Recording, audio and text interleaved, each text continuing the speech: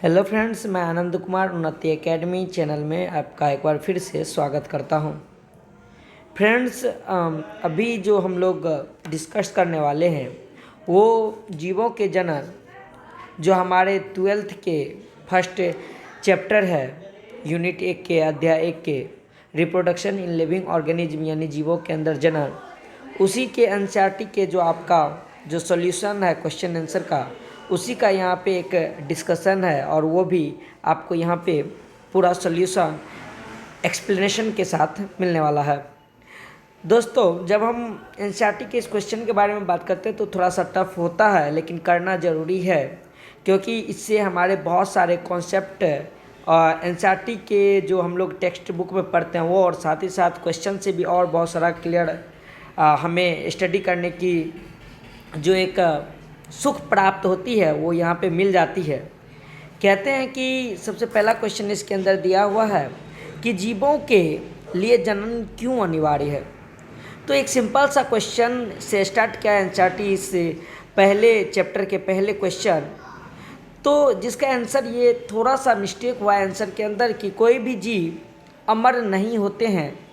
लेकिन हम कहीं ना कहीं एनसीईआरटी में इस चीज़ को पढ़ते हैं कि अगर हम सूक्ष्म जीव का बात करें, कोशिकीय जीव का बात करें, तो वो जीव अमर होते हैं।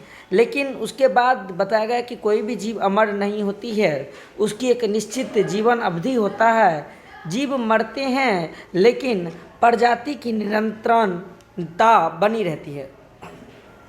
यहाँ पे ये बात बताती है कि कंटिन्यूटी जो होती है किसी भी ऑर्गेनिज्म के अंदर, जीव तो मरते हैं लेकिन वो उससे पहले, मरने से पहले यहाँ पे अपने जैसे संतति को जब जन्म दे के जाती है तो कहते हैं कि वो निरंतर उसकी प्रजाति इस अर्थ के ऊपर बनी रहती है, जिससे जनन की यही तो मुख्य विशेषता होती है।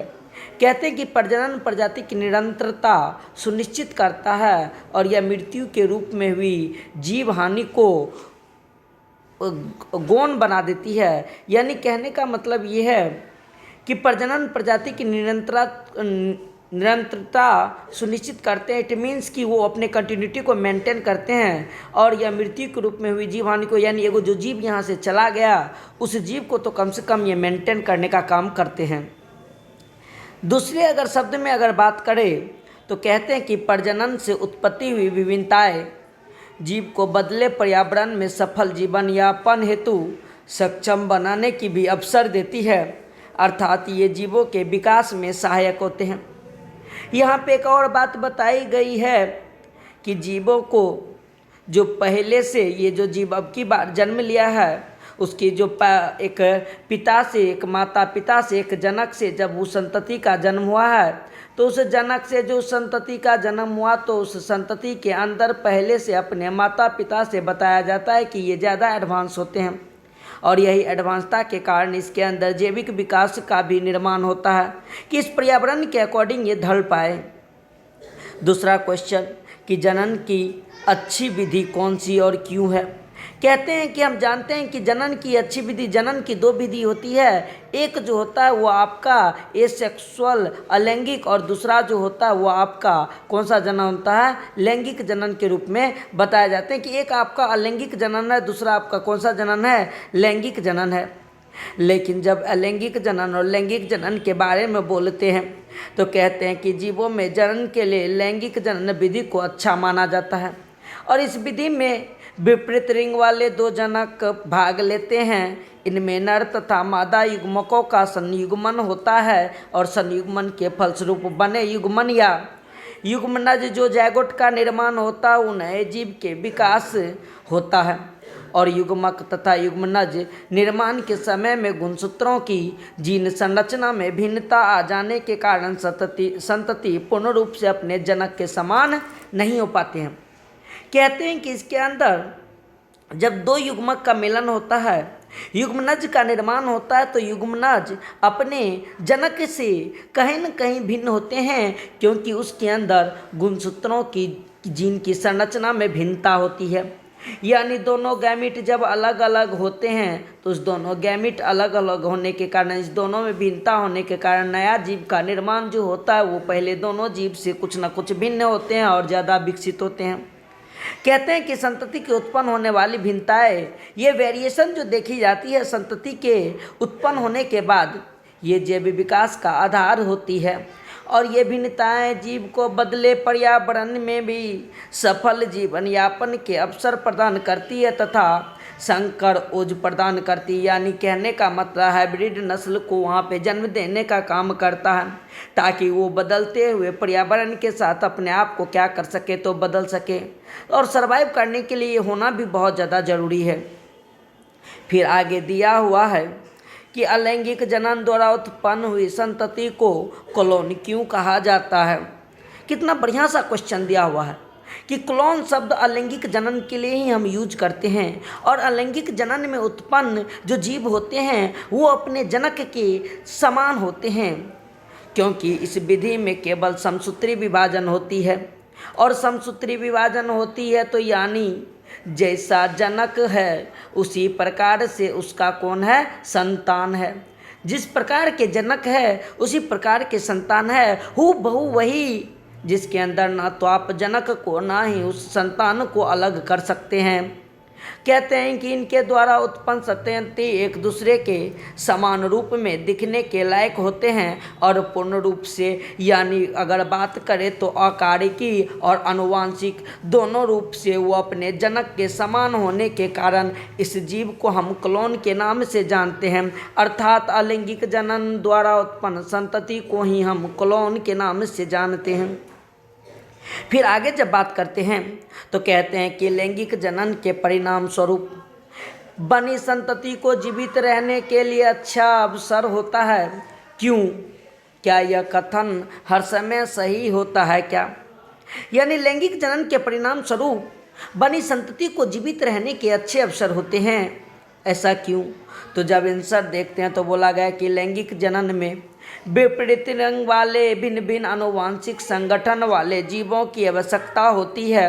यानी मेल का और फीमेल का बॉडी दोनों अलग अलग बॉडी होते हैं, और लैंगिक जनन के द्वारा उत्पन्न संतति अपने जनकों के अथवा आपस में भी समरूप नहीं होते हैं। यानी जनक और संतान एक दूसरे के समान नहीं होते हैं, और इनमें विभिन्नताएं पाई जाती है। और ये विभिन्नताएं युग्मक निर्माण के समान होने वाली कौन सा विभाजन, अर्धसूत्री विभाजन, जो कि लैंगिक जनन के अंदर देखा जाता है, जिसके अंदर जीन दोनों के अंदर यानी दो गैमिट्स के अंदर वो जीन की विनिमयता यानी क्रॉसिंग ओवर होता है। ये जीन इस जीन से यहाँ पे क्रॉस ओवर करेगा, ये जीन इस जीन से क्रॉस ओवर करने के बाद वहाँ पे गुणसूत्रों का पृथक्करण तथा युग्मकों के यादृच्छिक संलयन यानी रैंडम फ्यूजन के कारण उत्पन्न होती है।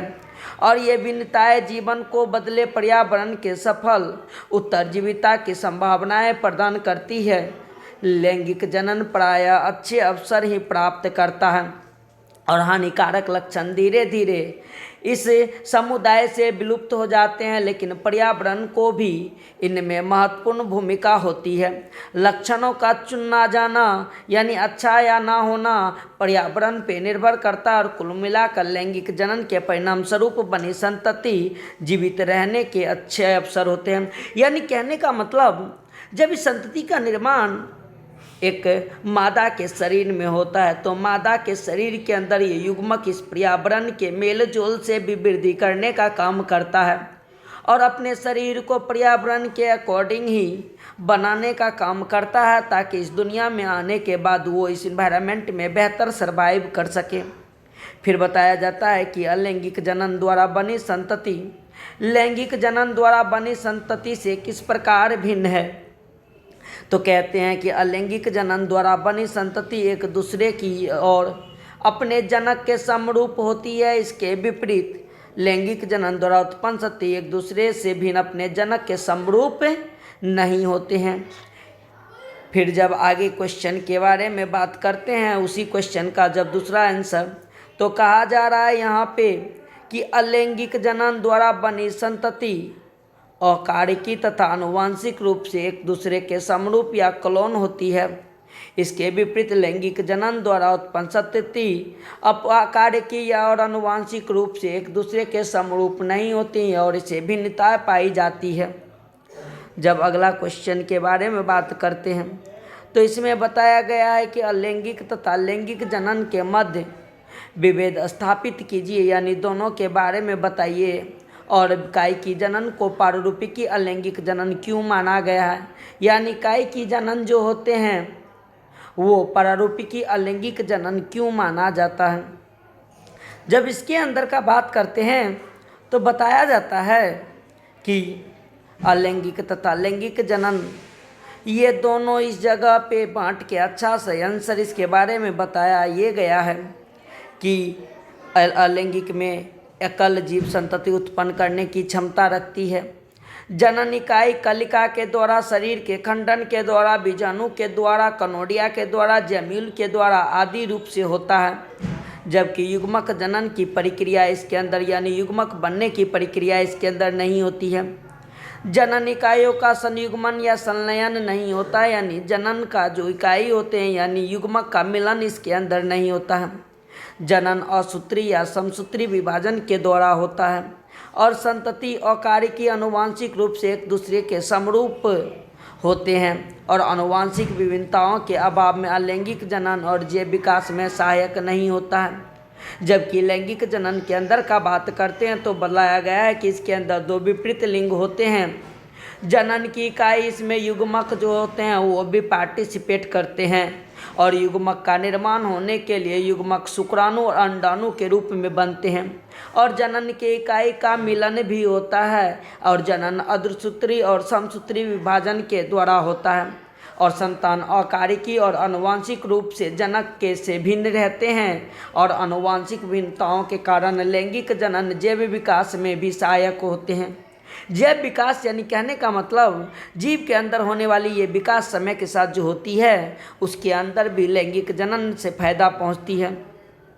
जबकि अगर कायिकी जनन जो कि पौधे का मुख्य जनन का भाग होता है, बताया जाता है कि उसके कायिकी भाग पौधे से अलग होकर संतति पादप का निर्माण करता है और इन संरचनाओं को कायिकी प्रवर्धन यानी प्रोपेग्यूल के नाम से जानते हैं, यानी वेजिटेटिव प्रोपोगेशन के नाम से जानते हैं। और इन संरचनाओं के निर्माण में दो जनक भाग नहीं लेते। साथ ही इसके अंदर कायिकी जनन से बनी संतति आकारिकी वो आनुवांशिक गुणों में अपने जनकों के समान या क्लोन होती है तथा इनमें युग्मक निर्माण और युग्मक संलयन नहीं होते हैं। अतः कायिकी जनन अलैंगिक जनन ही माना जाता है। यानी कायिकी जनन वेजिटेटिव रिप्रोडक्शन जो एक प्लांट्स के अंदर देखा जाता है वो अलैंगिक जनन इसलिए होते हैं क्योंकि सबसे पहली बात क्लोन का बनना, कायिकी अकारिकी और आनुवांशिक रूप से पौधे के अंदर से पृथक होने वाले कोई भी पौधा का भाग समान अपने उसके पेरेंट्स के तरह दिखने का काम करता है। फिर जब आगे बात करते हैं तो लिखाया है कि जब हम कायिकी प्रवर्धन के बारे में क्या समझते हैं और उसका दो उपयुक्त उदाहरण दीजिए। कायिकी प्रवर्धन यानी वेजिटेटिव प्रोपोगेशन ये एक अलैंगिक जनन का प्रकार है जिसमें जो संतति होते हैं उसका निर्माण पौधे के कायिकी भाग से वेजिटेटिव पार्ट से अलग होके यानी वेजिटेटिव पार्ट से होता है, अतः यह कायिकी जनन कहलाता है। और प्राकृतिक कायिकी जनन प्रबंध पौधे की जड़, स्तंभ, पत्तियों से ये हो सकता है। कहते हैं कि आलू के एक स्वस्थ कंद यानी ट्यूबर जो आलू के अंदर आँख जिसे हम आलू का बोलते हैं वो उसमें उपस्थित छोटे छोटे गड्ढों में कलिकाएँ पाई जाती है और आलू को बोने पे ये उपस्थानिक कलिकाएँ विकसित होकर एक नए पौधे बनाती है। उसी प्रकार से अदरक के अंदर भूमिगत तना जिसे हम प्रकंद यानी राइजोम के नाम से जानते हैं वो प्रकंद के अंदर पर्वसंधियाँ पर स्थित एक अपस्थानिक कलिकाएँ यानी अपस्थानिक कलिकाएँ का मतलब होता है कि उस जगह पे एक छोटा सा बड निकला होता है और वो बड विकसित होकर एक पौधे का निर्माण करता है, जिस प्रकार से इस जगह पे आपको दिखाया गया है। और यही जर्मिनेटिंग आई बड जो होते हैं वो नए पौधे का निर्माण करता है। सेम उसी प्रकार से ये वाला बड जो आपके अंदर अदरक के अंदर दिखाया गया वो और ये जो आलू के अंदर दिखाया गया वो, इस दोनों के बारे में यहाँ पे सही से बताया गया है। जब अब हम आगे इसके अंदर बात करते हैं तो इसके अंदर बताया ये गया है 8वां क्वेश्चन की व्याख्या कीजिए कि किशोर चरण क्या होता है, प्रजनक चरण क्या होते हैं और जीर्णता चरण या जीर्ण अवस्था क्या होते हैं। जब हम किशोर चरण के बात करेंगे, जुवेनाइल फेज का बात करेंगे, तो कहते हैं कि सभी जीवधारियां लैंगिक रूप से परिपक्व होने से पूर्व एक निश्चित वृद्धि अवस्था से होकर गुजरता है। इसके पश्चात ही वे एक लैंगिक जनन कर सकते हैं और इस अवस्था को प्राणियों में किशोराचरण या अवस्था के नाम से जाना जाता है तथा पौधे में ये कायिकी अवस्था कहते हैं और इस अवधि में विभिन्न जीवों में ये भिन्न भिन्न होते हैं। जबकि अगर हम प्रजनक यानी ऐसा चरण जिसके अकॉर्डिंग वो अपना बच्चे को रिप्रोड्यूस करने का काम करता है, कहते हैं कि किशोरावस्था अथवा कायिकी प्रवस्था के समाप्त होने पे प्रजनक चरण यानी जनन करने वाला चरण यानी जनन प्रवस्था प्रारंभ होती है और पौधे में इस अवस्था में फूल का आना यानी पुष्प का प्रारंभ हो जाता है। मनुष्य में ये यौवना आरंभ के नाम से जाना जाता है, जिसके फलस्वरूप शरीर के अंदर अनेक शारीरिक और शरीर के बनावट में भी आकारिकी रूप से भी शरीर के अंदर बहुत ज़्यादा परिवर्तन आते हैं और इस चरण में जीव संतति उत्पन्न करने योग्य हो जाता है और यह अवस्था विभिन्न जीवों में अलग अलग होती है। अर्थात किशोराचरण वो जीर्णावस्था के बीच की अवस्था ही प्रजनन अवस्था होती है और स्तनियों के अंदर मध्य चक्र या ऋतुस्राव के प्रारंभ से मेनोपोज तथा प्रजनक चरण कहलाता है। यानी कहते हैं कि अगर मादा की बात करें, स्तनियों के बात करें तो इसके अंदर मेनोपोज का होना स्टार्ट हो जाता है। जबकि अगर हम इसके अंदर जीर्णता चरण या जीर्णा अवस्था का बात करें तो कहते हैं कि इस जीवन चक्र की अंतिम अवस्था अथवा तीसरा अवस्था होते हैं। प्रजनन आयु की समाप्ति के बाद ये बुढ़ापे की जो अवस्था होती है ये जीर्ण अवस्था के नाम से जाना जाता है और इस चरण में प्रजनन क्षमता के साथ साथ उस शरीर के उपापचयी क्रियाएं जो होती है वो भी धीमी गति से होने लगती है। शरीर के अंदर के उत्तकों का क्षय होने लगता है और शरीर के अंग धीरे धीरे कार्य करना बंद कर देती है और अंततः जीवन की मृत्यु हो जाती है। इसे हम वृद्धा अवस्था के नाम से भी जानने का काम करते हैं। फिर बताया जाता है कि अपनी जटिलता के बावजूद बड़े जीव में लैंगिक प्रजनन को अपनाया है, ऐसा क्यों? तो लैंगिक प्रजनन जानते हैं कि जटिलता रहने के कारण ही जीवों के अंदर आया है, क्योंकि इसके अंदर एक स्पेशल टाइप के रिप्रोडक्टिव पार्ट्स पाए जाते हैं जिसके फलस्वरूप जनन का कार्य होता है। कहते हैं कि लैंगिक जनन अलैंगिक जनन की तुलना में जटिल, विकसित तथा एक धीमी प्रक्रिया होती है। यह अत्यधिक ऊर्जा व संसाधनों की मांग करता है, लेकिन फिर भी जटिल पादपों व जंतुओं ने इसको अपनाया है। संतति परस्पर तथा अपने जनकों के समरूप नहीं होती, इनमें विभिन्नताएं पाई जाती है और विभिन्नताओं के कारण जीवधारी स्वयं को अपने वातावरण से अनुकूलित किए रहते हैं और विभिन्नताओं के कारण जीवों के जीवन शक्ति विगर्स एंड विटलिटी की वृद्धि होती है और विभिन्नताओं के कारण ही जीव विकास होता है। लैंगिक जनन के जीवधारियों को प्रतिकूल परिस्थितियों में जीवित रहने में सहायक होता है और यही कारण है कि बड़े जीवधारियों में शारीरिक जटिलता के साथ साथ लैंगिक जनन को अपनाया है। जब अगला क्वेश्चन के बारे में बात करते हैं तो कहते हैं कि व्याख्या करके बताए कि अर्धसूत्री विभाजन तथा युग्मक जनन सदैव अंतर संबंधित यानी अंतर्बद्ध होते हैं। कहते हैं कि लैंगिक जनन करने वाले जीवधारियों में प्रजनन के समय अर्धसूत्री विभाजन और युग्मक जनन प्रक्रियाएं होती है। सामान्यतः लैंगिक जनन करने वाले जीव तो द्विगुणित होते हैं और इनमें युग्मक निर्माण अर्धसूत्री विभाजन द्वारा होता है, यानी 2n से आपका यहाँ पे n हो जाता है। गुणसूत्र के अंदर आधी अब हो जाती है और युग्मक में गुणसूत्र की संख्या आधी रह जाती है, अर्थात युग्मक अगुणित होते हैं। अतः युग्मक जनन तथा अर्धसूत्री विभाजन क्रिया अंतर संबंधित अंतर्बद्ध होते हैं और निषेचन के फलस्वरूप नर तथा मादा अगुणित युग्मक संयुग्मन कर यह दो गुणित बनाने का काम करता है और द्विगुणित युग्मन से भ्रूण का विकास होता है और नए जीव का विकास होता है। और अर्धसूत्री विभाजन किसी प्रजाति में गुणसूत्र संख्या लैंगिक जनन के दौरान स्थिति बनाए रखने में मदद करता है और अगुणित जीवों में युग्मक निर्माण में सूत्री विभाजन द्वारा एक जैगोटिक अर्धसूत्री विभाजन होता है। जब इसके बाद आगे बात करते हैं नेक्स्ट क्वेश्चन की, तो कहते हैं कि प्रत्येक पुष्प वाले यानी फूल वाले पादप के भाग को पहचानिए तथा लिखिए कि वो अगुणित है या दोगुणित है। जब हम पुष्प वाले भाग के अंडाशय के बारे में बात करते हैं तो कहते हैं कि ये द्विगुणित है।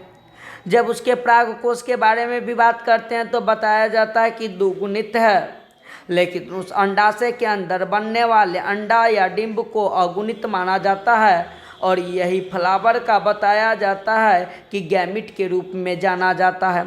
जबकि इसी परागकोश के अंदर निकलने वाले परागकण जिसे कि फ्लावर का मेल गैमिट्स के रूप में जाना जाता है और इसे फीमेल गैमिट्स के रूप में जाना जाता है, तो कहते हैं कि ये दोनों अगुणित होते हैं और नरयुग्मक जो होंगे वो भी अगुणित और युग्मनज जो होंगे, जब दो गैमिट के मिलने से ये युग्मनज का निर्माण होता है तो ये द्विगुणित होते हैं। कहते हैं कि युग्मनज शुक्राणु तथा अंडन के मिलने से बनी द्विगुणित एक संरचना होती है। जबकि ब्रह्मा क्वेश्चन के बारे में बात करते हैं तो कहते हैं कि बाहर में होने वाले निषेचन का व्याख्या कीजिए और इसके नुकसान के बारे में बताइए, तो कोई बात नहीं, हम बाह्य निषेचन के बारे में बात करके इसके नुकसान के बारे में जानते हैं। कहते हैं कि जीव शरीर से बाहर जलीय माध्यम में होने वाली निषेचन बाह्य निषेचन कहलाता है और अधिकांश शैवाल, मछली और उभयचर प्राणियों में शुक्राणु नरयुग्मक तथा अंड मादा युग्मक का संलयन यानी दोनों के मिलने से शरीर के बाहर जल जैसे माध्यम के द्वारा ये एक दूसरे से मिलके जो वहाँ पे युग्मनज तैयार करता है उसे हम बाह्य निषेचन के नाम से जानते हैं। जब अगला क्वेश्चन का बात करते हैं, इसी के अंदर जब यांत्रिक निषेचन के बारे में बात करते हैं तो कहते हैं कि अधिकांश प्राणियों और पादप के अंदर यानी पौधे के अंदर युग्मक का संलयन और निषेचन मादा जीव शरीर के अंदर संपन्न होती है। जैसे स्तनधारी जीव, पक्षी, सरीसृप और पुष्पी पौधे, ये सब के अंदर बताए जाते हैं कि आंतरिक निषेचन देखने को मिलता है। लेकिन बाह्य निषेचन की हानि के बारे में बात करते हैं तो कहते हैं कि जीवधारियों की अत्यधिक संख्या में युग्मकों का निर्माण करना होता है जिससे निषेचन के अवसर बढ़ जाए, अर्थात इसमें युग्मक संलयन के अवसर कम होते हैं। ऊर्जा व संसाधन की अपव्यय होती है यानी ज़्यादा खपत होती है।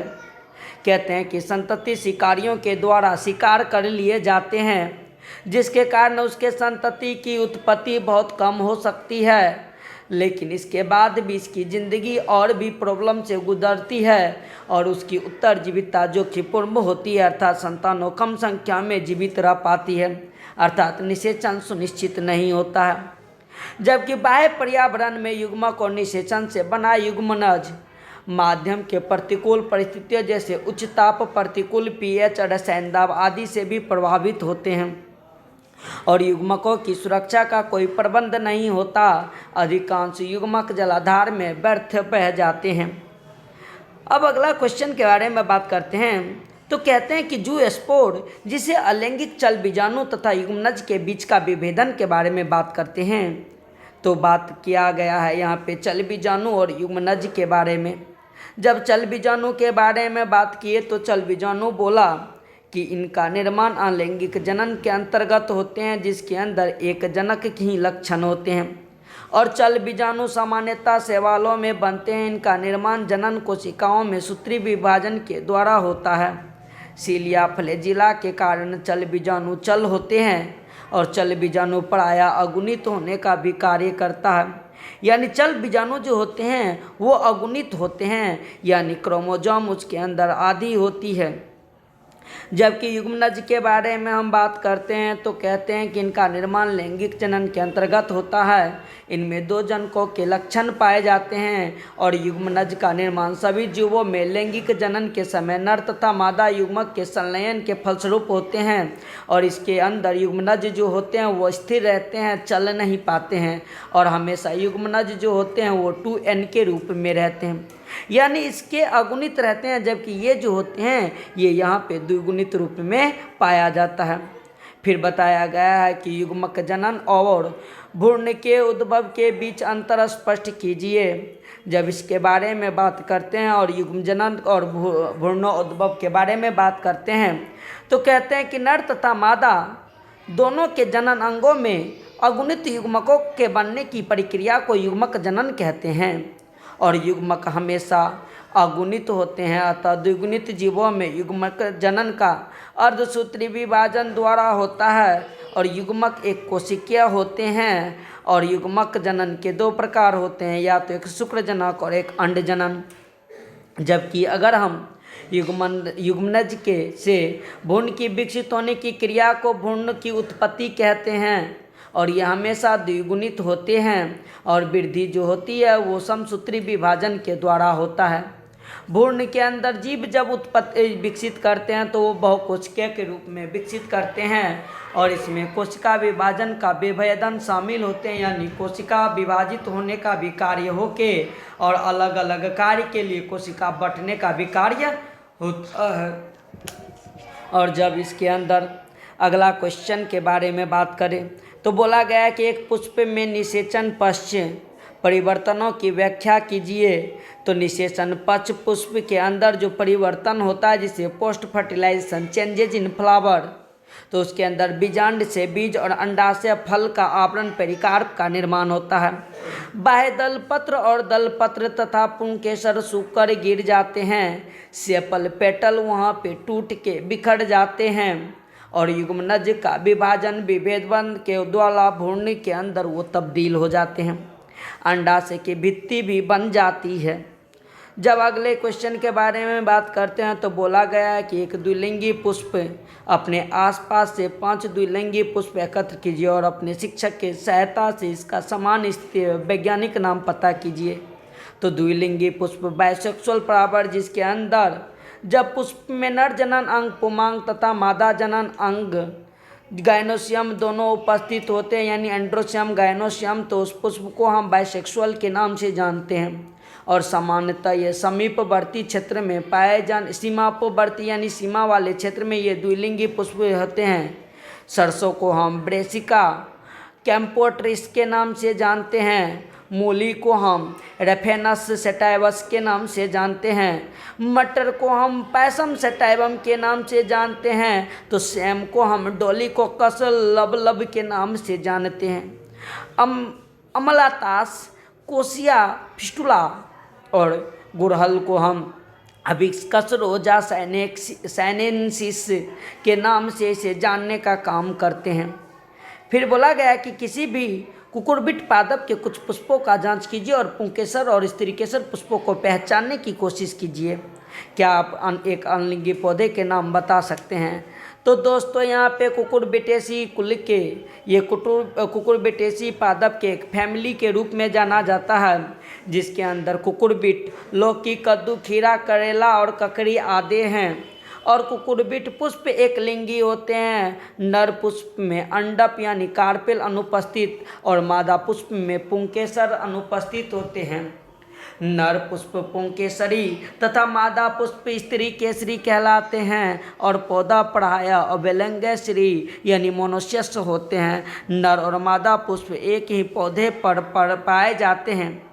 पुंकेसर सिनेड्रियस अवस्था प्रदर्शित करती है, अर्थात सभी पुंकेसरों के अंदर पुंतंतु व परागकोश आपस में जुड़कर होते हैं, जबकि जयांग त्रिअंडपी होते हैं। उनमें विभाज्य बीजांड अन्यास पाया जाता है और अंडा से उद्वर्ती होते हैं, जिसको हम स्टर्म में भी व्याख्या करने का काम करते हैं। जब अन्य एक लिंगी पुष्प के बारे में बात करते हैं तो मक्का, जिसको हम बायोलॉजिकल नाम जियोमेज के नाम से एक लिंगु किंतु अवलिंगी श्रेणी है। पपीता कोरिकी पपाया यानी इसके नाम से बायोलॉजिकल नाम और इसके एक लिंगी श्रेणी है। जबकि इसके अंदर अब लास्ट क्वेश्चन के बारे में बात करते हैं तो कहते हैं कि अंड प्रजक यानी विविपेरस प्राणियों की संतानों का उत्तर जीवन सर्वाइवल सजीव प्रजक प्राणियों यानी विविपोरस प्राणियों की तुलना में अधिक जोखिम युक्त क्यों होता है, व्याख्या कीजिए। तो दोस्तों अंड प्रजक प्राणियों का जीवन सजीव प्रजक प्राणियों अर्थात शिशु को जन्म देने वाले प्राणियों की तुलना में अत्यधिक जोखिमपूर्ण होता है, क्योंकि मछली व उभयचर प्राणी अनिषेचित अंडे देती है। युग्मक संलयन जल में होता है और युग्मकों का न सिर्फ परभक्षियों के शिकार होने का खतरा होता है, यहाँ तक कि प्रतिकूल पर्यावरण यानी परिस्थिति उसके अनुसार ना हो, जैसे कि उच्च तापमान, प्रतिकूल पीएच, दाब, रसायन आदि से भी प्रभावित होता है और अनेक युग्मक तीव्र जलधारा में बह जाते हैं। जबकि अगर रेप्टाइल और पक्षी वर्ग के जंतु के बात करें तो ये निषेचित अंडे देते तो है, जिसका अंडा कैल्शियम कार्बोनेट के खोखले में ढके होते हैं, लेकिन इन अंडों में विकसित हो रहे पूर्ण विपरीत पर्यावरणीय परिस्थितियों और परभक्षियों के आसानी से शिकार बन जाते हैं। जबकि सजीव प्रक प्राणियों में निषेचन और भ्रूण का विकास मादा जंतु के शरीर के अंदर होते हैं, अतः भ्रूण की सुरक्षा सुनिश्चित होते हैं। साथ ही भ्रूण को मादा से पर्याप्त पोषण भी मिलता रहता है। अंडे की सुरक्षा हर समय सुनिश्चित नहीं की जा सकती है, क्योंकि अंड प्रजक प्राणियों को भोजन की तलाश में अंडों से काफ़ी दूर जाना पड़ सकता है, और इसके विपरीत सजीव प्रजक प्राणियों का भ्रूण मादा के गर्भ में पलने के कारण हर समय सुरक्षित रहता है। तो इस तरह से अंड प्रजक प्राणियों से बेहतर हमारे सजीव प्रजक प्राणियों जो होते हैं, उनके बच्चों जो होते हैं वो अत्यधिक सर्वाइवल होते हैं। और इस तरह से आपका जीवों के अंदर जनन के जो भी क्वेश्चन थे, उस क्वेश्चन को यहाँ पे एक एक्सप्लेनेशन के तहत आपको बताया गया है। और साथ ही हम ये आशा करते हैं कि ये वीडियो भी आपको बहुत ही ज़्यादा पसंद आया होगा। तब तक देखिए, मस्त रहिए और इसी तरह से नए वीडियो के लिए चैनल को सब्सक्राइब करते रहिए। तब तक के लिए नमस्कार।